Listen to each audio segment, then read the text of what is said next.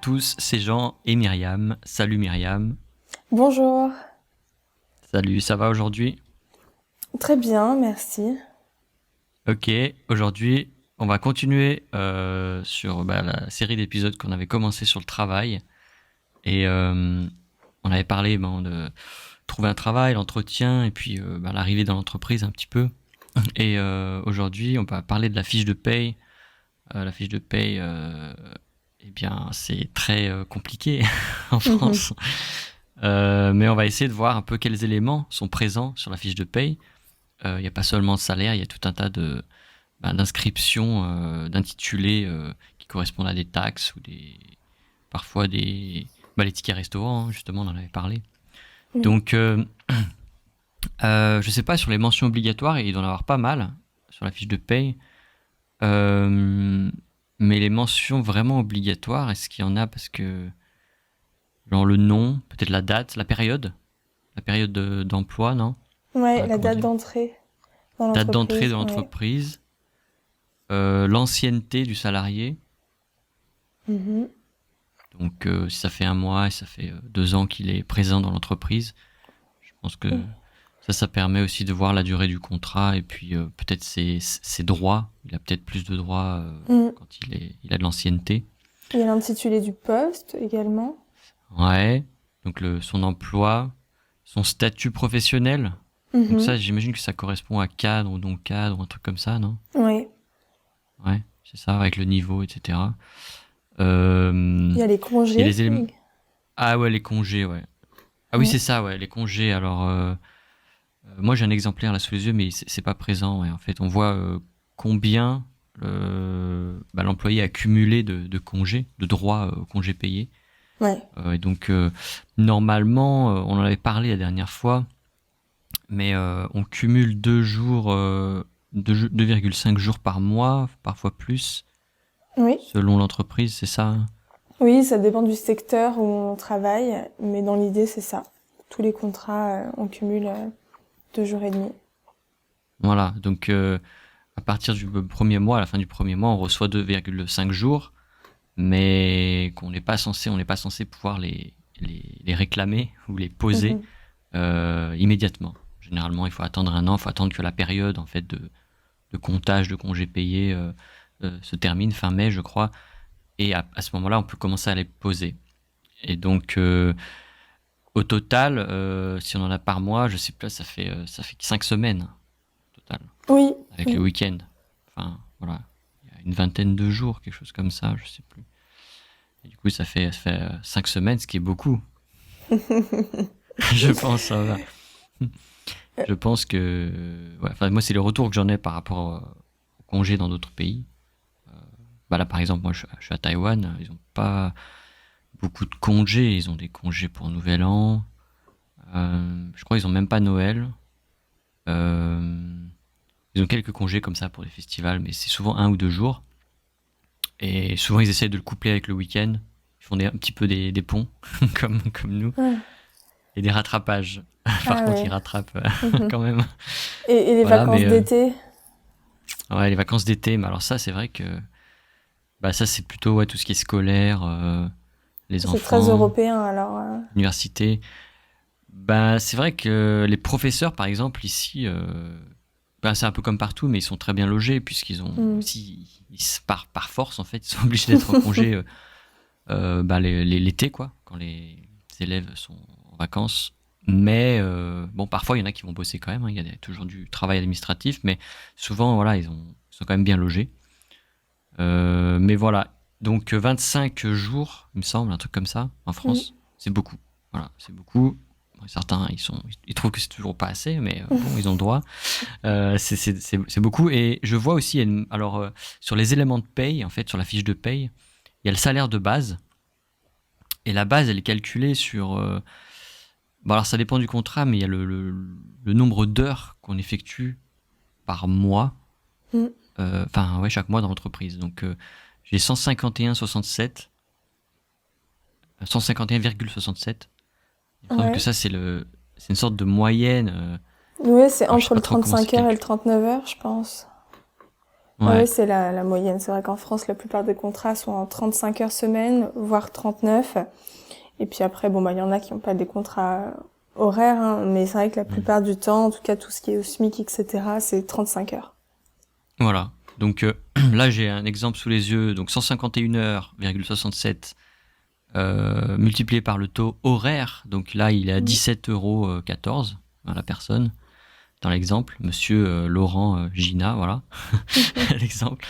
Eh bien, il touche, donc toucher, ça veut dire gagner, il touche 2600 € brut par mois. Donc il y a Ok. marqué à payer, voilà. En dessous de la case à payer, il y a marqué 2600 € brut. Voilà. Et donc là, c'est le début d'une grande aventure avec plein d'autres lignes en dessous de ce montant-là.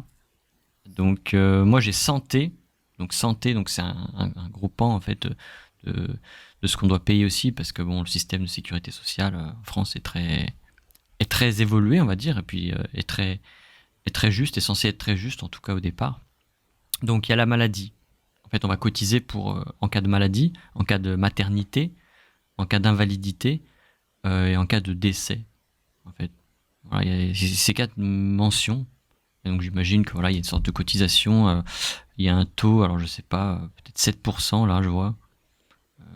Je crois que c'est des pourcentages. Et donc le gars là, il paye 182 € par mois pour bénéficier de ces avantages s'il a droit, enfin voilà, s'il est malade, il pourra bénéficier du soin, etc. Voilà. On avait parlé de la complémentaire santé, je crois, la dernière fois. Ouais, la mutuelle. Voilà, ouais. Donc, en fait, la sécurité sociale, c'est l'obligation, en fait, c'est l'obligatoire, c'est la sécurité sociale obligatoire. Donc, en fait, c'est la part principale de base qui va rembourser le plus grand pourcentage des soins.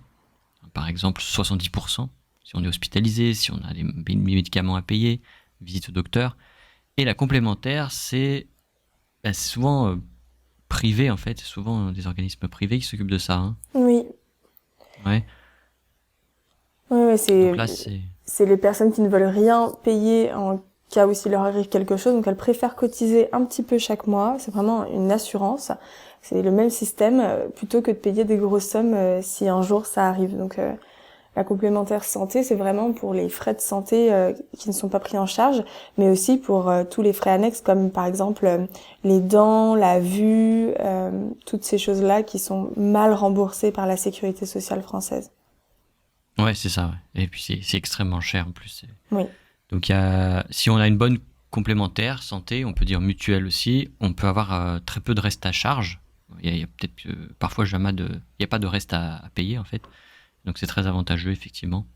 Pour la personne, elle n'a pas de souci à se faire. Déjà qu'elle a des problèmes de Mhm. santé, voilà. Donc ça c'est vrai que c'est un bon système.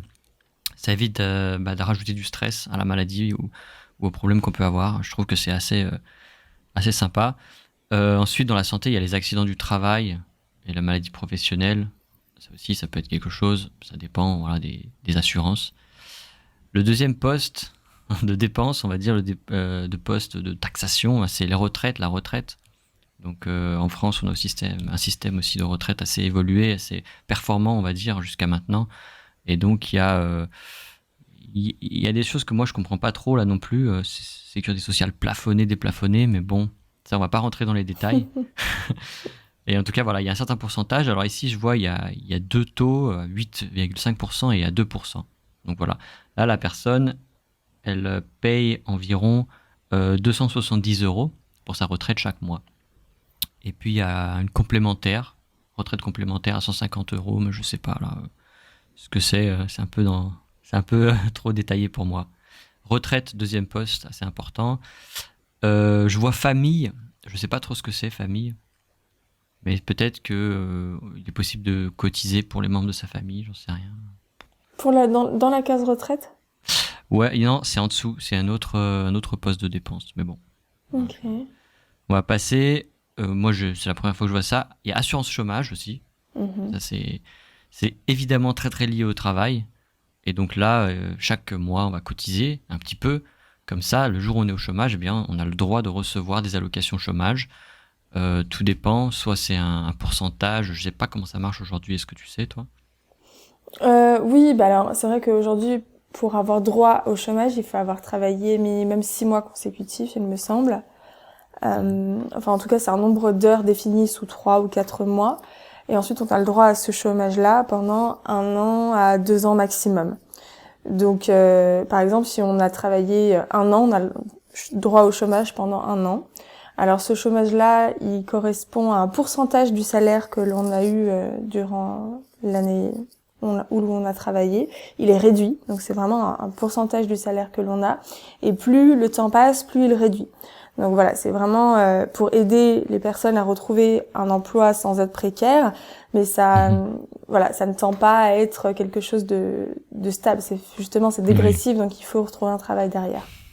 C'est pas une solution ouais, pour Ouais. dormir, se reposer sur ses lauriers, on dit, je crois. Ouais. Oui. Et, et je vois ici il y a à la fois des contributions sociales en fait qui sont payées par l'employé et il y en a d'autres qui sont payées par l'employeur. Et là, Mhm. je vois en fait que tout ce que j'ai dit, donc bah, il y avait la retraite, voilà, il y a une partie qui est vraiment payée par l'employeur. Le chômage aussi, il me semble, en tout cas dans cette partie-là. Après, il y a CSG. CSG, c'est quoi CSG? C'est cotisation sociale généralisée. C'est une cotisation sociale généralisée, je sais pas du tout ce que c'est. Donc ça, c'est un problème. C'est Mais pour la dette sociale en France. ouais, parce qu'il y en a une aussi, c'est CRDS. Donc là, c'est remboursement de la dette sociale. Ah ouais. C'est la même chose à peu près, hein. Ouais, bah C'est oui, la même c'est pour chose. aider un petit peu à Voilà, la une réduction de la dette. participation voilà, pour le pays, pour la dette sociale, parce qu'on est endetté, voilà. Donc Mm. évidemment, plus le pays est endetté, plus le pourcentage de cette taxe va être important.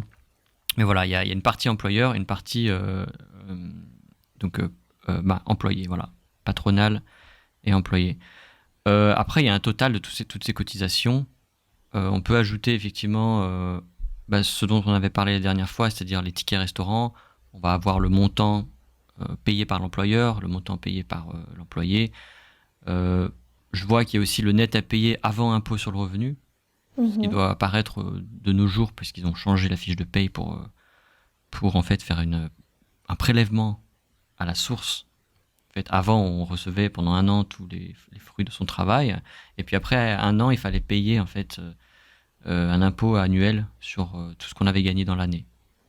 Aujourd'hui, je crois que c'est mensualisé et puis retenu directement à la source en fait. Donc, on n'a pas à s'inquiéter de payer nos impôts, c'est fait à travers le travail. Voilà. Mm. J'ai bien résumé, je pense. Oui. On va pas rentrer dans les détails non plus. Moi, je connais pas exactement les détails. Mais voilà. Euh, voilà. Je crois que c'est tout. Voilà, congé. On a vu tout ça. Il y a vraiment des variations en fonction des entreprises et comme tu disais, Myriam, des conventions collectives. Mm. Euh, voilà, du secteur où on travaille.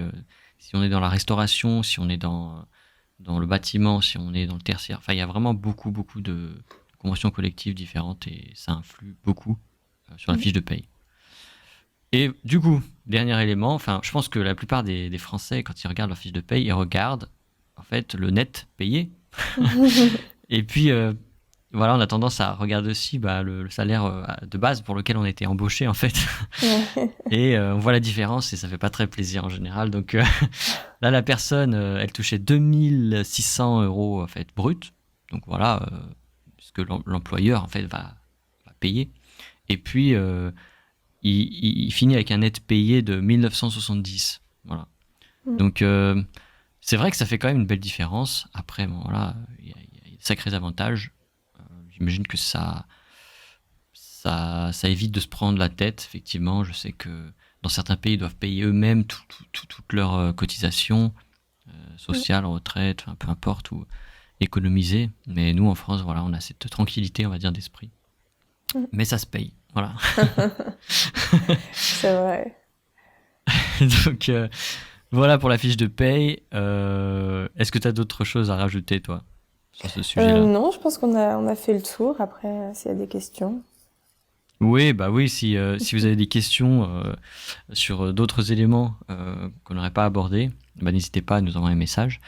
Et puis, Et ben je vous dis à la prochaine fois. Salut Myriam. Salut, à bientôt!